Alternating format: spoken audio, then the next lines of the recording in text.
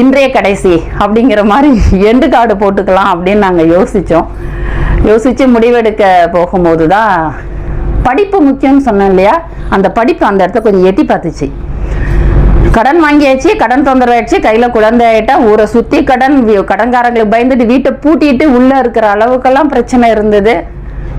இது இப்போ வாழ்கிறதுக்கான வழியே இல்லாத போது ஏதாவது குடிச்சு சேர்த்துடலாம், இல்லை எங்காவது போயிட்டு காணாத இடத்துல எங்காவது ஆறு குளம், அப்போ ஆறு குளம் கூட அவ்வளோ இல்லை, அங்கே எங்கேயாவது விழுந்து சேர்த்துடலாம் அப்படிங்கிற மாதிரியான யோசனை இருக்கும்போது தான்